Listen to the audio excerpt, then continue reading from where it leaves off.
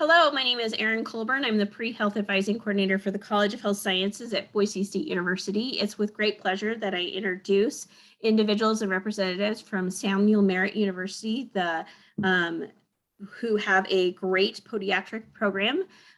We have Dr. David Tran here with us and his students, and I'm going to let him take it away with his presentation. Great, thank you, Erin. Well, first of all, I want to thank Erin for extending an invitation to us to visit Boise State and to share with you a wonderful specialization within the family of medicine that a lot of pre-med and pre-health students don't automatically think about when they think about medicine, because they either are under the misconception that it is a natural part of allopathic and osteopathic medicine, as opposed to an entire distinct branch of medicine. But in terms of who I am, my name is David Tran. I am a podiatric physician. I'm also the Associate Dean for Admission with the California School of Podiatric Medicine at Samuel Merrit University. The other hats that I wear at the university is that I'm also clinical faculty, so I teach our clinical podiatric medicine rotation courses. And I'm also the graduate placement director. So I help our students when they enter into the program as a medical student, and then when they're ready to graduate and are migrating onto residency training opportunities.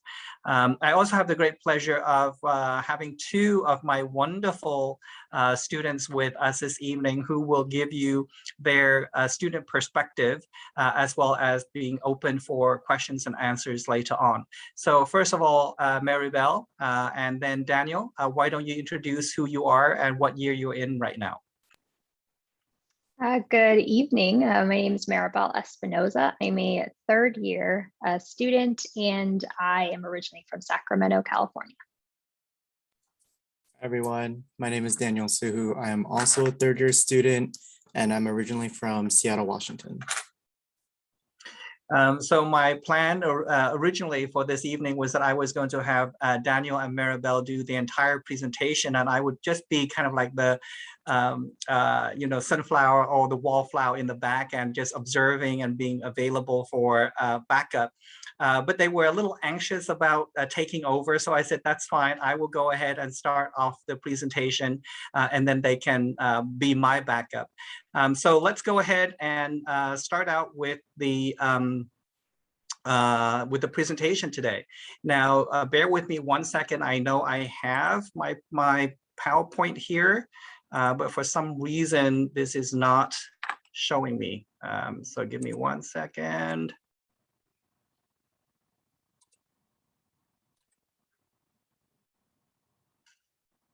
That's strange.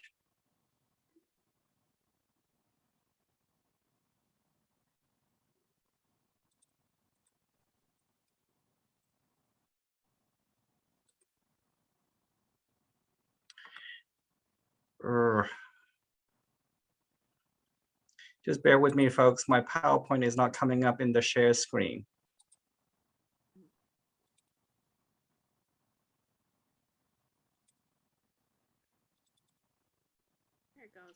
There we go, I think.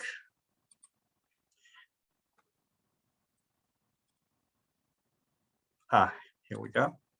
So can we all see the PowerPoint now? Yes. Yes, wonderful. So I've already introduced who I am, so we'll go ahead and move forward and go straight into the presentation. So first of all, as a pre-health, pre-medical student, why would someone consider podiatric medicine as opposed to, let's say, allopathic or osteopathic medicine, which is your classical MD and DO pathway? One of the uniqueness about podiatric medicine is that as a podiatric physician, you have a highly unique and holistic relationship with your patients that you don't always see within allopathic and osteopathic medicine. So what do I mean by that? Because we are specialists that treat the lower extremity, and we are the ones who are keeping the patients mobile and active, we have to tailor our treatment plan and the treatment protocol to each of the patients to their unique needs and requirements. So therefore, we have to get to know our patients a little bit more than simply what medications do they need. So for example, in terms of the pathology that they have, we need to understand how active they are, what kind of living situation or living arrangements they have. Do they have to navigate a lot of stairs? Their overall body habitus, are they slim? Are they athletic? Are they a little overweight? What kind of support system do they have? What kind of daily activities do they engage in? So you have to really get to know your patients. You're not just simply writing them a prescription. And so in order for your treatment protocol and for your therapy to be successful, you truly have to get to know your patients. And because of that development of that relationship, your patient actually gets to know you a little bit more as well. And so the relationship that you have with your patient is more than just a simple physician who is writing a prescription for your patient for their pain control or getting rid of their infection. You truly have a much more in-depth bond with your patients. And so as a result, if you were to talk to patients who go and visit their podiatrist, they are overwhelmingly pleased and are always constantly looking forward to their visit with their podiatric physician because of that relationship. So in terms of podiatric medicine, what is it all about and why would you want to consider it? So the first thing that you really need to know is that with podiatric medicine, you are required to complete 4 years of medical schooling as well. The unique difference is that you start out with that specialization as early as the first year, or rather as soon as you enter into the medical school. With allopathic medicine, you graduate with an MD degree. With osteopathic medicine, you graduate with a DO degree. And with podiatric medicine, you graduate with a DPM degree, which stands for a Doctor of Podiatric Medicine. You should be aware that there are only 9 colleges of podiatric medicine that is fully accredited within the United States that can offer you this program. You cannot become a podiatric physician by going through the MD or the DO route. However, similarly to MD and DO schools, you have to successfully complete your board exams, and you also have to successfully complete your residency training before you can ultimately graduate and obtain your license through practice. What is important for you to realize, though, is that with podiatric medicine, you are also very uniquely positioned in that by the time that you complete your medical education and your residency training, you become both a physician and a surgeon. So that surgical aspect is guaranteed to you. In contrast, with allopathic and osteopathic medicine, that is not a guarantee. You will only become a surgeon if you are fortunate enough and successful enough to land a surgical residency once you have completed your MD and DO education. And in order for you to be competitive, you have to score extremely high within your USMLE board part 2 to be even considered for a surgical residency program. And on average, those are about 5 years in duration. And then once you are done with that, and then let's say you want to specialize in foot and ankle pathology care, you would then need to do an additional 1 to 3 years of fellowship training. So if you count the years, that's 4 plus 5 plus 3. In contrast, if you know that you want to become a podiatric physician, you want to become both a physician and a surgeon, and you enter it through this pathway, you do 4 years of podiatric medical education, 3 years of residency training, and then you are out and you're practicing and you are having the opportunity to actually provide care for your patients. So I represent the California School of Podiatric Medicine along with Daniel and Merrit, and our school is located in Northern California. There is another school in Southern California, but it is unrelated to us. CSPM at Samuel Merrit University has been around since 1914, so that's over a century's worth of educating and graduating amazing podiatric physicians and surgeons out there. So in terms of where we're located in Northern California, within the Bay Area, in particular San Francisco, Oakland. For those of you who are unfamiliar with the geographical area that we're located in, I'm showing a couple of slides here to show you the beautiful temperate weather that we enjoy. Lots of open space, lots of open greeneries. There's Lake Merritt very, very close to our campus that the students can go and relax and decompress. They can exercise, take their dog for a walk, they can run, they can hike. What is also wonderful about the Bay Area is that we have a lot of micro communities, if you will. You know, on the national level, you've been hearing about diversity, equity, and inclusion. Within the Bay Area, we don't just talk about it, we are immersed within it. We live it and we practice it each and every day. We are also very, very fortunate that there is a very, very high drive in terms of sustainability. And so there's a lot of farm to table opportunities in terms of local farmers market that you can go and get fresh produce and support the local farmers within the area. And then if you are a huge foodie, you have this entire spectrum of engaging within a kind of like a hole in the wall restaurant, all the way up to Michelin grade stars cuisine, should you be inclined to do so. In terms of our campus itself, here are a couple of slides to show you the immediate vicinity around our campus. Once again, lots of open space and lots of greeneries for you to enjoy the sunshine and study outside when weather permits. In terms of what are some of the strengths with CSPM, obviously there are 9 schools out there that offers the DPM degree.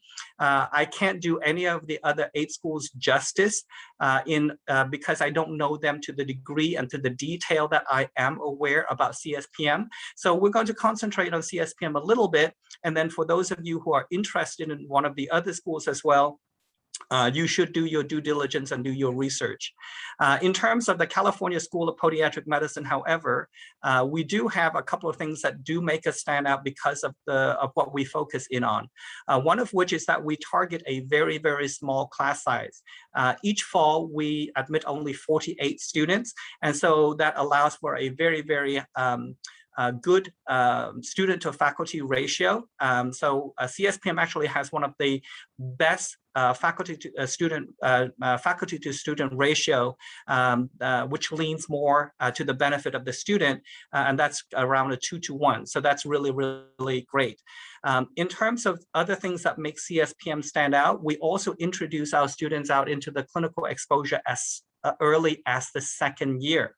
And so remember that you are training to become a physician and a surgeon. So that early clinical exposure is key and critical to your management of your patients. And again, this slide's right here echoes a little bit of what I said before in terms of our immediate community, which is very, very diverse, not only in terms of ethnicity, but in terms of culture as well. And so as a medical provider, as a physician, you are training yourself and getting an opportunity to learn how to interact and provide medical care to people from different ethnic groups and different cultural backgrounds so that you can engage with them in a really meaningful and respectful manner. CSPM is also affiliated with a lot of very well-recognized organizations such as Highland Hospital, as well as San Francisco General Hospital, which are 2 county hospitals. And because they are county hospitals, they have a lot of pathology that is trauma level 1 and level 2 that pass through them. And so you see a lot of pathology and you see a lot of volume. Because we've been around since 1914, CSPM is also nationally recognized for its biomechanics program as well as its sports medicine program. And because of our longevity, we've actually been the pioneer of a lot of the biomechanics that is not only currently being taught at CSPM, but being taught elsewhere as well, because a lot of our graduates are actually faculty members at the other colleges of podiatric medicine. We also have state-of-the-art simulation learning facility. We are actually only one of 3 simulation centers that are nationally accredited west of the Mississippi. So that says a lot. And then obviously, because of the excellence in education that we provide. For over the past decade, we've had over 100%. We've had 100% residency match rate. We are also very conscious and cognizant of the high cost of medical education. So we try to help students out with their finances in terms of scholarships as much as we can. And each year we get close to, if not in excess of over $1 million in scholarship and grants alone. I also want to dispel the myth that it is very difficult or virtually impossible to finance your medical education in the Bay Area.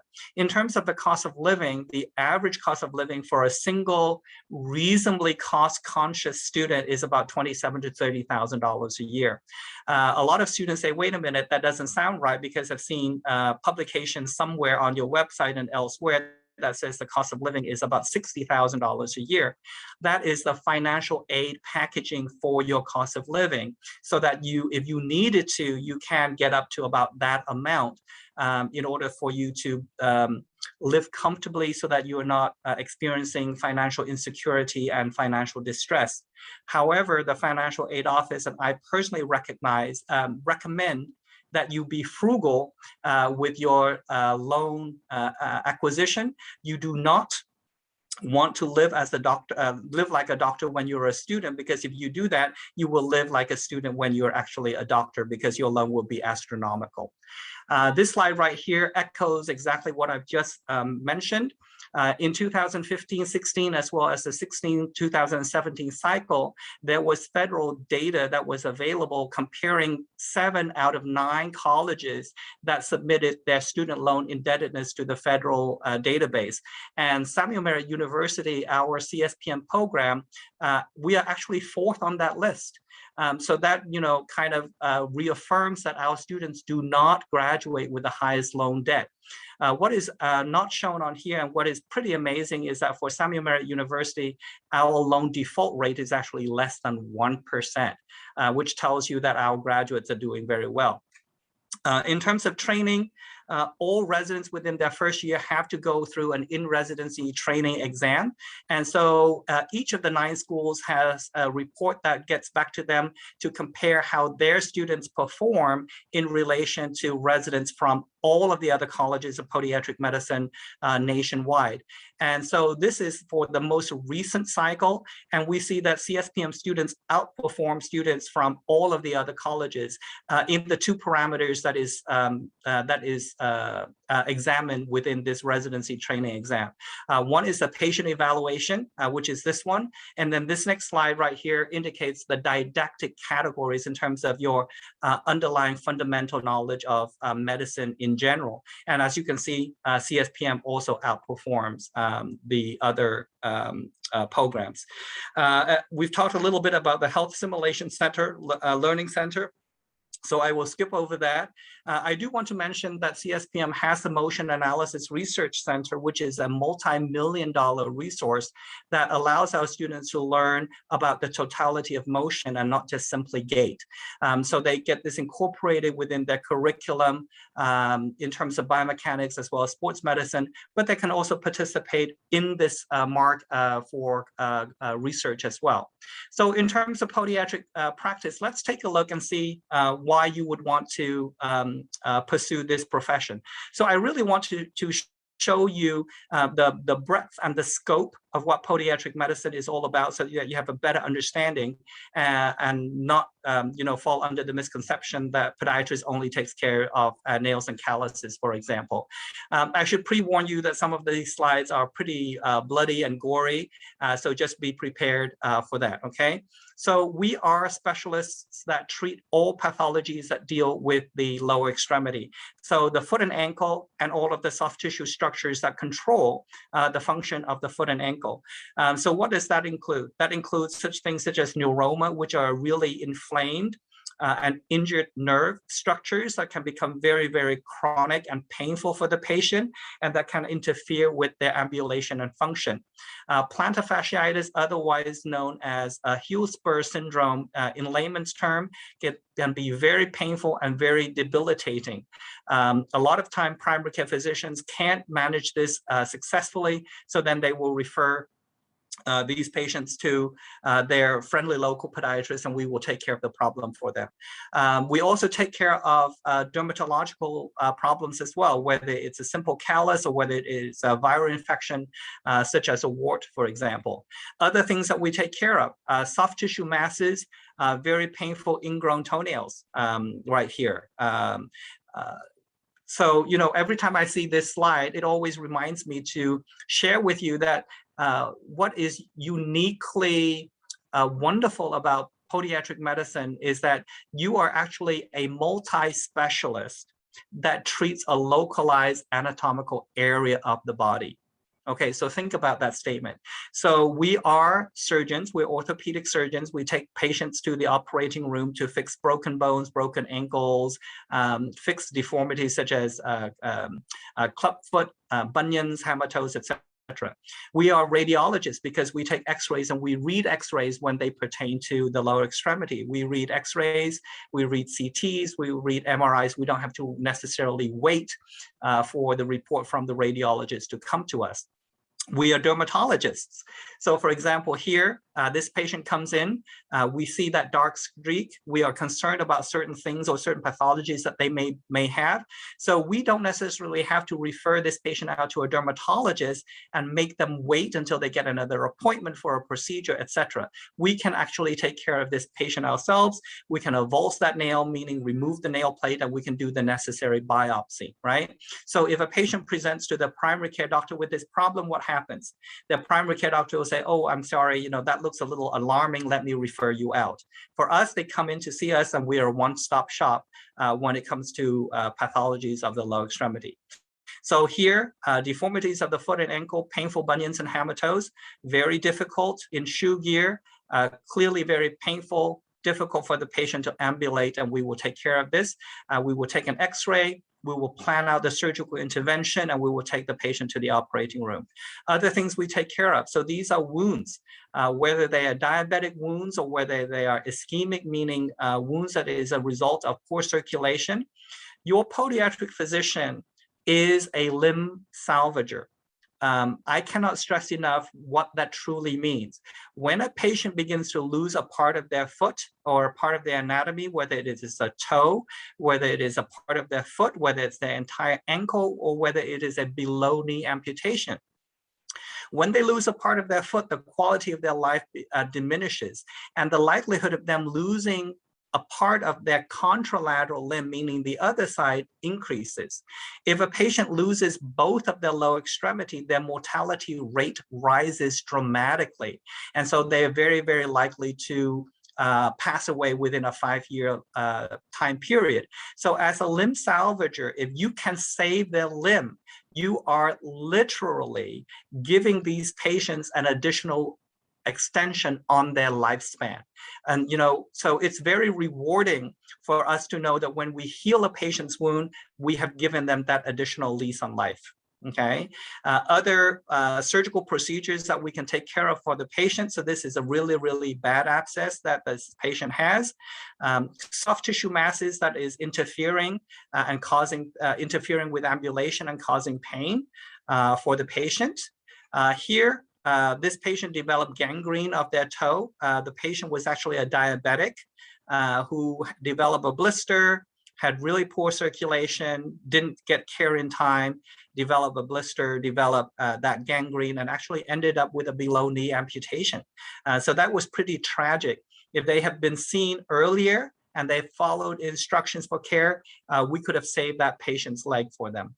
And then the other slide, I just a picture of 2 pieces of glass that is actually plucked out from a diabetic patient's wound because they've had it for so long, and they stepped on some broken glass and they didn't even realize they'd done so.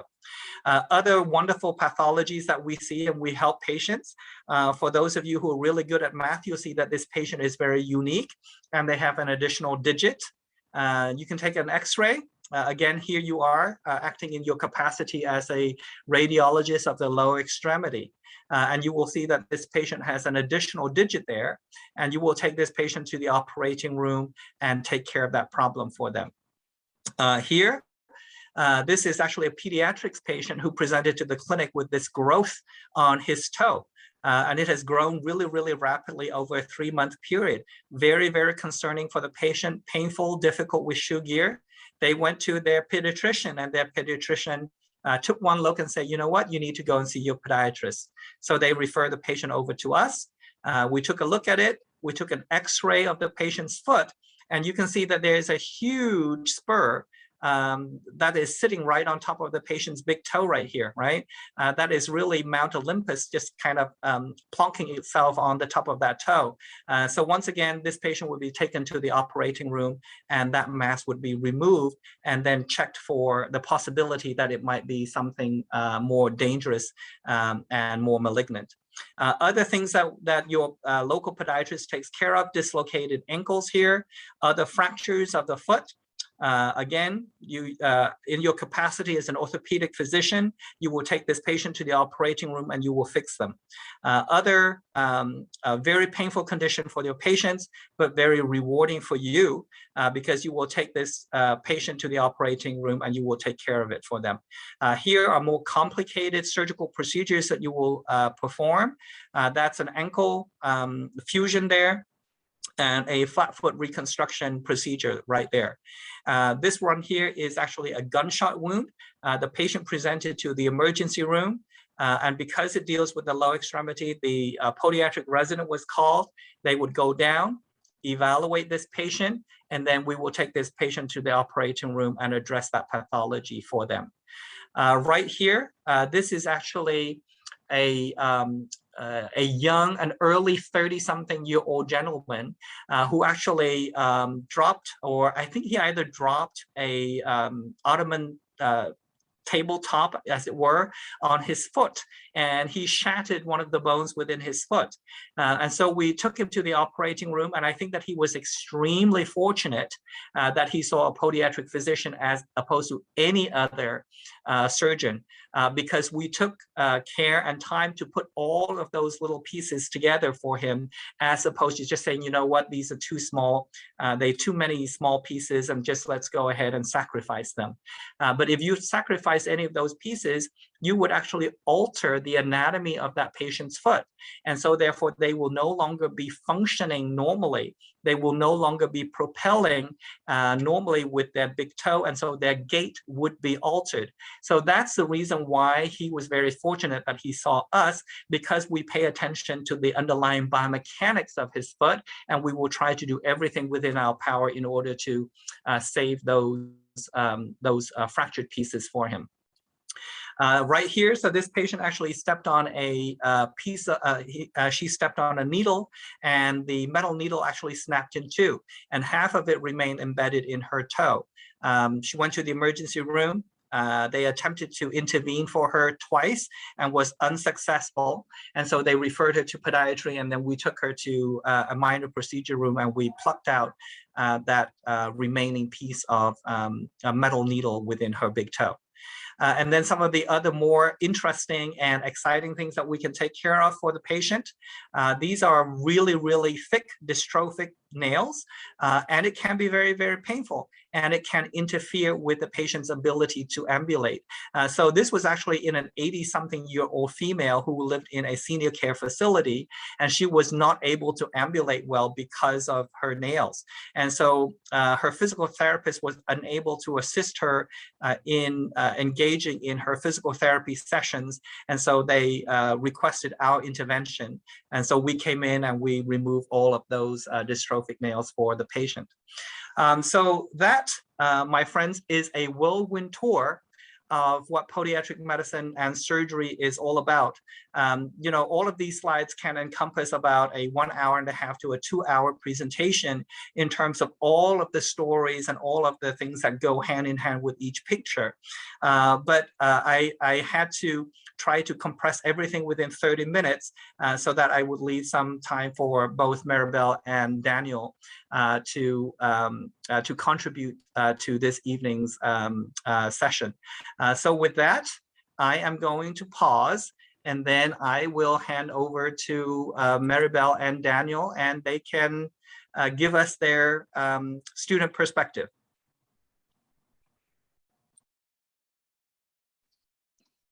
All right, I guess I'll go first. So when I was in college, I knew I wanted to pursue a field in medicine, but I just wasn't sure which one. And I'm one of the fortunate students that actually had to see a podiatrist as a child. And so that's what really sparked my knowledge and wanting to learn more about podiatry. But just like Dr. Trainer mentioned before, it really thought it was a specialty, like a subspecialty of just your regular MD route. And so knowing that I could pursue surgery automatically really was something that interested me and really got me involved in the field. I want to also mention that a lot of the photos in that lecture slide deck, if I would have been looking at that, like, I don't know, 5 years ago, I probably wouldn't have believed it. Like, how do people ever go to the doctor at that rate? Like, looking at as severe as some of those pictures look, and it's very real.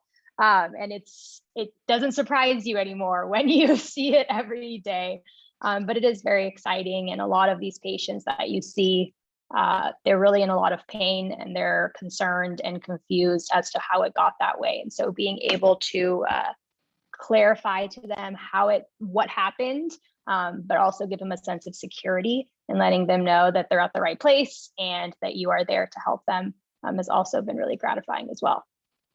For example, we had a patient who had been suffering with an ingrown nail for 2 years. And because of COVID, she was getting pushed around from doctor to doctor, and everyone was telling her she had nothing and it was nothing to worry about and she should just ignore it. Even her boss said that she needed to, it was all in her head. And so she finally was able to see a PCP who attempted to do a toe block, so numbing her toe up to try and take out her nail, was unsuccessful, and got sent to us. And she was very concerned with having a procedure that we call a nail avulsion, which is essentially cutting out a piece of the side of the nail to get that ingrown piece off. And I wanted to assure her, we see ingrown nails all the time. We are numbing toes all the time, and that she was in the right place. And so we numbed her up, and she was even surprised to see that in 5 minutes, we had already done more for her than anyone else had already done because we successfully had numbed her toe. And then we got the piece out, and she even asked to take it home with her to show her boss, to show everyone that she was not lying and that she did in fact have an ingrown the last 2 years that no one believed her for. So something so minor, an ingrown nail can be causing so much pain and so many complications for someone just in everyday activity. I mean, some people think it's an ingrown nail, it's really not that big of a deal, but for her, it was everything. It was keeping her from walking, it was keeping her from walking pain-free. And so to give her that little bit of gratification meant so much to her. So that was really fulfilling. So kind of the same thing. Out of college, I kind of knew that I wanted to pursue medicine. The big thing that I wanted to do was surgery. And so I went home, I had to take care of my parents for a little bit. My dad's a type 2 diabetic. And one day he goes, "Can you take me to my podiatry appointment?" I was like, "Sure, no problem." We get there and he's talking to his podiatrist, and my dad goes, "Hey, you do surgery, right?" And the podiatrist goes, "Yeah, we do surgery. I do it every Tuesday, Thursday." And I go, "Oh." So I get to talking to him a little bit, and he goes, "Yeah, it's a completely different route." So I got all this education in a 10-minute appointment. And he goes, "Yeah, you should totally apply." And I go, "Okay, well, I'm already studying for the MCAT." So that day I went home and I Googled, what does a podiatrist do? I found the website, I read all about it, and I was like, wow, there's only 9 schools. That's so cool. And then I was looking at all the qualifications, and I was like, I did all these classes. I'm already, qualified. I just had to take the MCAT. And one of the qualifications that you need for your application is you have to shadow or get a letter of recommendation from a DPM, which was very different than any of the allopathic or DO schools. So I had to find a podiatrist in the area, and up in Bellevue, I found a podiatrist who actually graduated from CCPM, which was the school before CSPM. And I got to shadow him, and he gave me the rundown of, where he sees podiatry today, where he saw it 38 years ago at the time when he graduated, and where he sees it when I'm graduating. And he said, if all of that seems, something that's interesting for you, come and shadow me a couple of days, and then we'll talk about like that letter of recommendation that you need. Kind of like what Maribel was saying, I saw a bunch of people come in for ingrown toenails. And if you've ever had an ingrown toenail, like it is awful. I had one my first year in school, and it was so painful that I couldn't even walk on my foot. And so finally I got it removed, and I got to see all these, like, you know, from a patient perspective, from a shadowing perspective, and now doing to these procedures, these people are walking in and, you know, 10 out of 10 pain. And then in 20 minutes, you're wrapped up and you're walking out just like normal, like you never had pain. It's amazing. That experience, being able to change someone's, you know, quality of life within 20 minutes was just, I've never seen that before. And I've always wanted to work with, you know, the type 2 diabetic population. I've always wanted to work with biomechanics, and there's so many different avenues that you can go with this profession.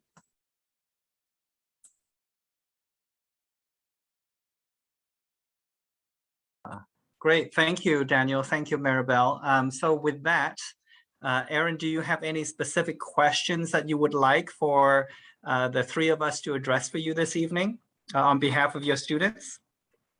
Well, and I'm going to open up the floor for Emily to ask as well. So Emily, if you have any specific questions, please feel free to take your mute off and ask them. I'll warm up the room, so to speak. But Emily, do you have some questions? I do have one. Can you hear me? We Yes? can. Okay. So I know, like, I guess regular doctors work like really long hours, you know, and they have like a lot of ER like experience, and they're on call a lot. I just wanted to know if podiatric medicine was like that also, or if it's a little bit more like regular hours. I don't know. I was just curious. So I can start answering that. So within your residency training, especially within your first year of residency training, you are being treated no different than an MD or a DO resident. So you will be doing your rotations in emergency medicine, in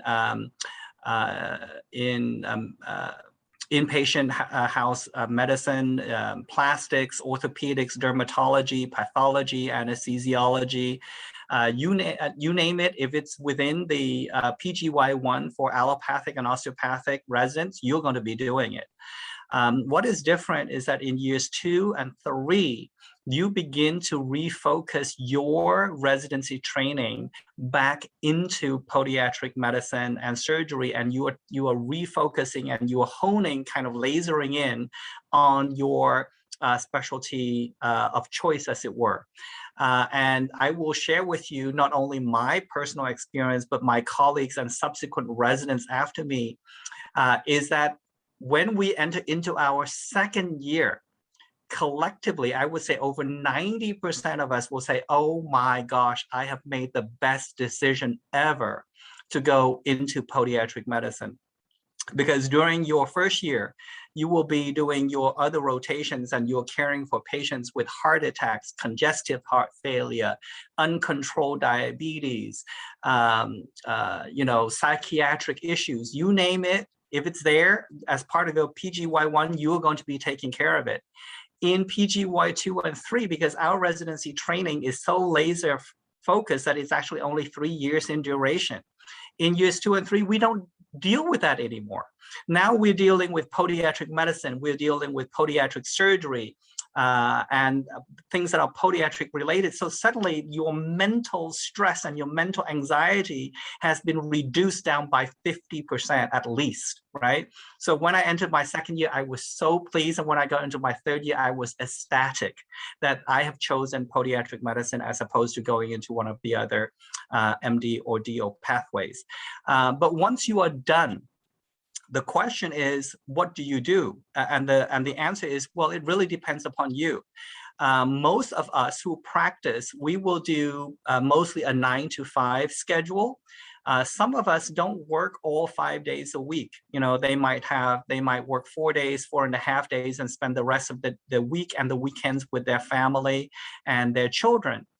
However, if you are a glutton for punishment and you love that high endorphin, that adrenaline high of the ER, you can incorporate that as part of your practice. And so therefore you're doing a lot of ER calls, okay?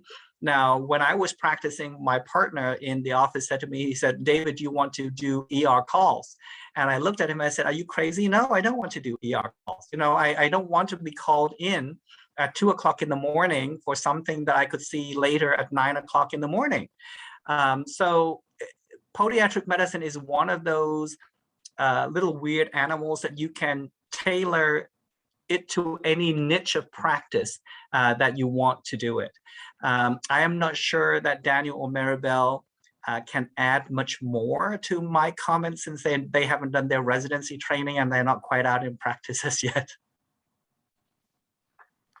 What I can add is that, sorry, was that working? So I'm currently at Highland right now. So it's a community hospital. Dr. Tran was talking about the residents are definitely busy. So they're constantly saying how they're getting called at 3 a.m. and 5 a.m. So that's definitely real and you're really busy. But what we all like to say is that, you know, in residency, it's your 3 years that you're learning the most, you're absorbing the most, and everything you don't learn in residency, you're kind of on your own once you get out there. And so you really want to appreciate those long hours and those 12-hour days and those 3 a.m. calls, because that's experience that you're taking in that hopefully if you do see someone on your own one day after residency, you're like, oh, I totally know what to do. I know how to handle this. And then also being a female, this was really important to me as far as work schedule. So like I said, I knew I wanted to be a surgeon, and I know those hours aren't always great depending on the field you're in. And I'm also married. And so trying to consider, you know, children in the future and being a surgeon, I wanted to find a career that hopefully could give me that balance if it was possible. And so I do feel that podiatry has that balance. I did specifically shadow a podiatrist who was married, had 2 children, and she personally only worked part-time. So she saw a few people in clinic and she only had 1 day of surgery. And so she felt that she could still live that career she wanted to live, but also, you know, dedicate enough time to her children. And there's also people who just want to fully jump into it, and they have Monday through Friday clinic. And they also, I've heard of a doctor the other day that just added a Saturday clinic because he just can't get enough. So really you can do as minimal as much as you want or as much as you want. And so I think that's a really great thing that you really can make of it whatever you want. So I look forward to making that decision. I would like to also agree with that. I'll try and keep it quick. I've been in 3 different private clinics, and each doctor has been totally different. I've had doctors that work 6, almost 7 days a week, to a doctor that only works in his clinic 1 day a week, and then he does other stuff with the ABPM. And then I had another doctor who works 5 days a week and has 2 days a month where he goes into the surgery room. And then the days after he goes into surgery, so the following Fridays, there's no patients. He does admin days. So he, you know, makes sure everything in the office, he has 6 MAs. He makes sure everything in the office is running well. He has all the questions answered with the MAs, the front desk staff, billing, all of that is taken care of on those days.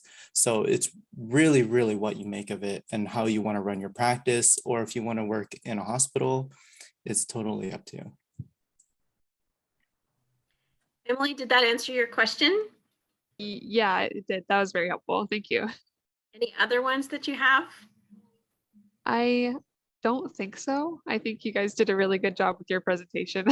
So I would add what I think is really unique about podiatric medicine is that you do get trained in the world of being a physician, and you get the side hustle, I would say, of surgeon. And I think it's pretty remarkable that you're able to identify when a patient might actually have a diagnosis that is full body, but it's being manifested in the foot and ankle, in the lower extremities, like diabetes or cancer or whatever it might be. I think that's pretty amazing that you can do things like dermatology and not have to have gone through just only dermatology and have to add all these extra things to it. So I have always found it very cool and very fascinating to have this as an opportunity for our students, for anybody to want to pursue both of those facets and not be so stuck in one place. So I always value that.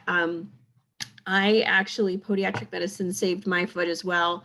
A dermatologist took out like 40 of my plantar warts and killed my foot, like destroyed it, like completely. And so when they came back, I went to a podiatrist and he about freaked when he saw what the dermatologist had done to the bottom of my foot. I have this nice little huge scar where he cut out all of it. And he's like, let's try something else so that we don't have this, you know, he knew I probably might have it again, but he was like, gosh, you know, let's do something that's not so evasive and will harm my foot. So I've always valued podiatric medicine for that regard. I do have a couple of questions for the students. What were some of the things that you did before getting into podiatric medicine to prepare you? Outside of preparing for the MCAT, I think the only other thing was doing my shadowing. That was probably the best experience that I had about the field before actually getting into the field. So I highly recommend shadowing a doctor. We've had classmates who've shadowed multiple doctors. Maybe the first experience isn't the best, but every doctor is going to be completely different.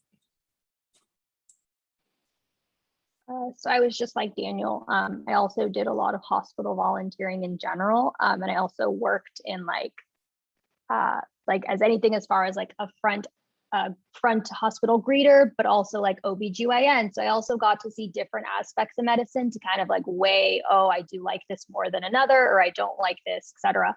Some of our classmates also did, they were EMTs. Some of our classmates were also scribes. And so that's also another way to really get some great exposure if you're still on the fence, or if you want to maybe right after college, you're just not ready to go straight into medical school. And so if some students wanted to have some more time to study for the MCAT, or they were even just looking to make some money on the side while still studying.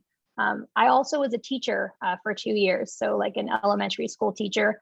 There's a lot of teaching in medicine. You're always teaching others, all of the underclassmen below you, or when you're a resident, you're always teaching residents below you as well. And so I found that that was also helpful, and I was able to make some money on the side also while studying for the MCAT. So there's a lot of things you could do.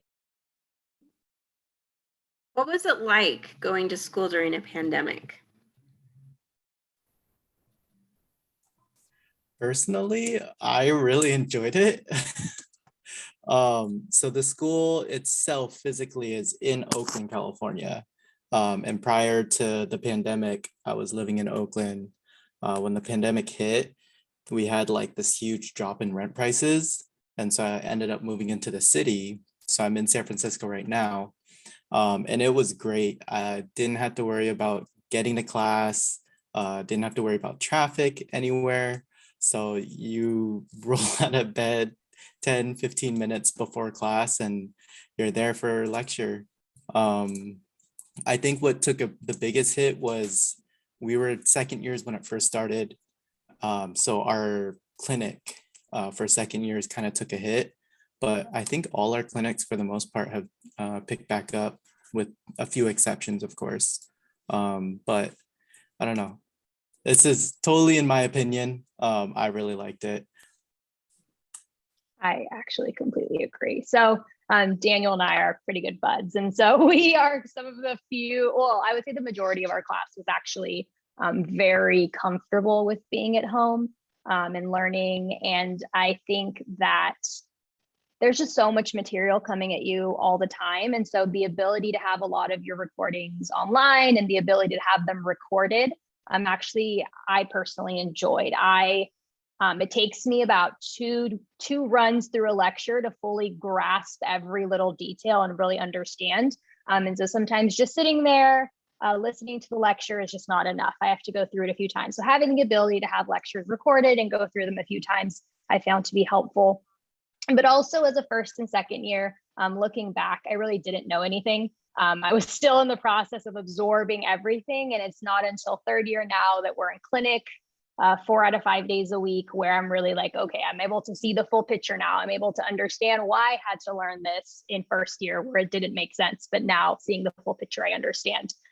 why that was necessary. And so I can't imagine having seen a patient a first year, I wouldn't have known anything. And I would have been like, I don't know why this is happening. And so as a third year now, understanding, oh, like this is why this is happening. This makes sense now. I can see the full picture. So I really don't think the pandemic, so I know some students are concerned, medical school online, how are you actually learning? But you're just absorbing information at that point. You don't really applying it till third year and fourth year. And so now clinics are, like Daniel said, most are back, and we're there, we're seeing patients every day. And so we're not really losing anything to our education at all. Very cool. If you could give yourself a piece of advice, knowing what you know now, what would you told yourself 3 years ago?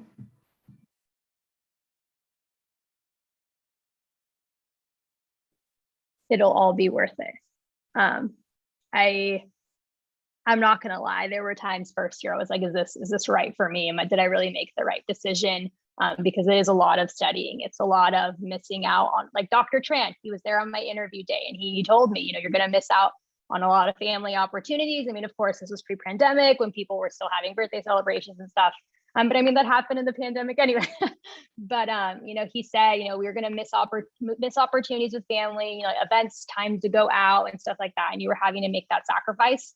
And in the moment, it was difficult. But looking back, it's 100% worth it. It's really gratifying now when you're able to, talk with patients and really see that all that hard work pay off in the end. So I wish I would have known that. I would say it'll all be worth it and it gets better. The first 2 years it's definitely you're trying to be as dry of a sponge and absorb as much material as you can. And the way they say is, it's trying to drink water from a fire hydrant. And, it's a marathon of sprints. So it's not a marathon, it's a marathon of multiple sprints where, you have a physiology test on Monday, and then on Thursday you have a lower extremity anatomy test. And it's just constant. And it's really easy to block that light at the end of the tunnel and to be like trapped in this wave of, exams and finals week. But, the best feeling is after you take that last final and you're just like, what do I do for, a day? I have a whole day to myself. Like, what can I do? And then you end up sleeping all day. But once third year hits, like you're in clinic and you get to, interact with real patients with real, problems. We see so many different pathologies just as third years. And I know some of the second years now I get to see it because their clinics are opening up, and, it does truly get better. And we heard it all the time from the third years when we were first years, don't worry, it gets better. Just, try your hardest. And you're like, yeah, but I have 3 exams next week. And then all of a sudden, like, I don't even know how I got here in the third year, but now I'm here. And it's like, oh my gosh, I keep telling all the second years and first years, it gets better. Don't worry, like, just do your best, try your hardest, learn as much as you can. I think that just constantly being reminded is, ultimately you're here to learn to treat patients. It always seems like to me, Dr. Tran, that the podiatric individuals, the people who choose podiatric medicine, are so much more cool and laid back. You don't seem type A to me. I'm sure you guys are all grilling each other, working really, really hard to make sure you're doing your best, but you guys seem so much more laid back. It's interesting that you said that, Erin, because a lot of people have said that, not only do we choose students for the profession, but the profession seems to choose the people who enters into it. So, if you were to talk to, and I say this when I go and I present to pre-med and pre-health groups, is that if you talk to 10 podiatrists, at least 7 to 8 of them are very, very happy with their choice of profession. The other 2, we have no idea what's going on there, but 8 of them are just terribly happy. And if you were to ask them, would you choose this again? They will say a resounding yes. That's not necessarily true with the other branches of medicine, right? If you ask any other medical provider, would you choose this again? They would probably pause for a very long time and think for a very, very long time before they give you an answer. But with podiatric medicine, the majority of us will say, you know what? Yes, I would do this. I would repeat this journey. Emily, do you have any other questions that may have come up through my questioning? No, I think Okay. pretty well Well, set up. I hope this was beneficial. We have about 3 minutes, and so I'm going to go ahead and stop the recording.